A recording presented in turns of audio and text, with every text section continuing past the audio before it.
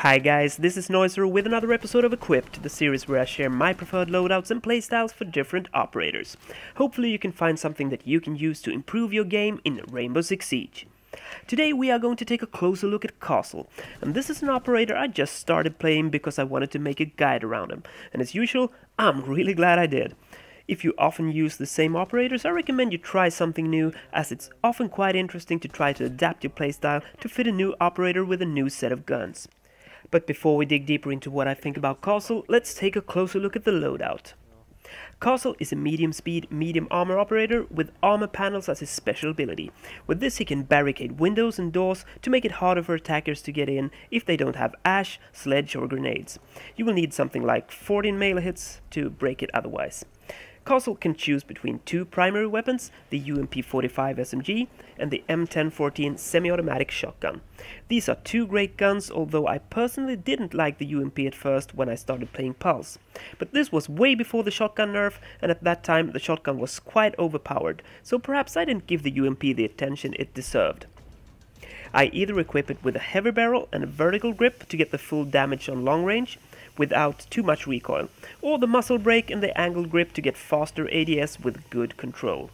I use the holo side, as I think that's the best side for all ranges, at least as the ACOG can't be equipped on the UMP. The M1014 shotgun is probably still the best shotgun in the game. It's fast and easy to use and deals decent damage at a bit of range as well, although the damage on further ranges has been nerfed quite a lot.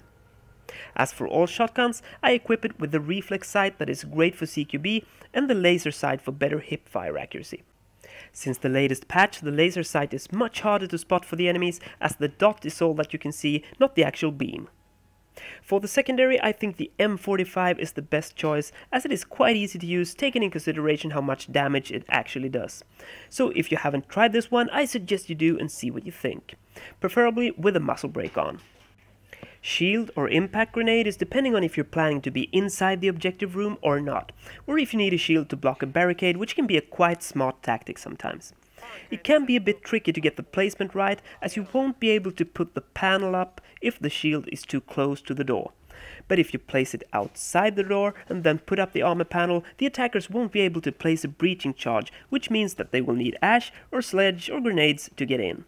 They might be able to melee the barricade from the side as well, but it will take quite a while to do that, of course. If you don't have use for the shield, the impact grenade can be quite handy, especially for making new routes, as I personally seldom use them against attackers, but that's totally depending on situation, of course. One grenade will do about 40 damage, so they can't be compared with a C4 or frag grenade. At the beginning of a round, I usually start with barricading windows, as they are often the most important.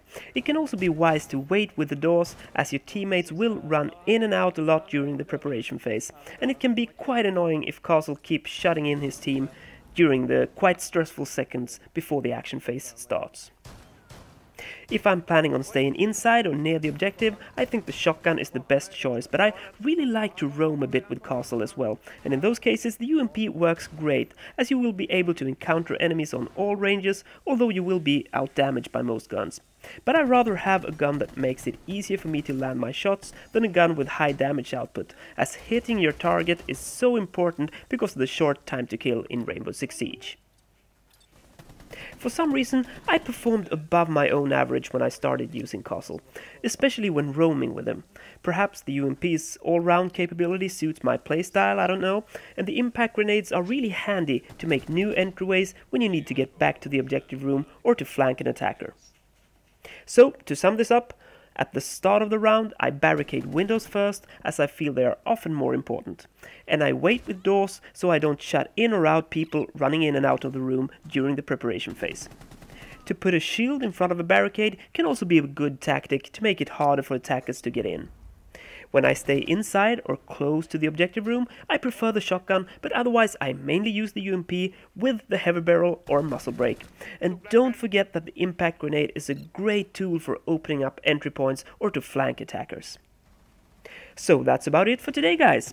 What are your thoughts around Castle? Have I missed anything you would like to add, or do you have some own tips and tricks you would like to share? Do so by leaving a comment below. And please give me a thumbs up if you found this video helpful, as that really means a lot to me. If you're not already a subscriber, hit that subscribe button to stay up to date with my future content. You can also join me on Facebook now, just click the link on the top banner on the channel or in the description. On Sunday, I will be back with another episode of Quick Tips, and soon I will start to focus one day a week on Rainbow Six Siege and the other on Battlefield 1, which will be released for everyone tomorrow. And until then, I will keep being Noiser. Hej då!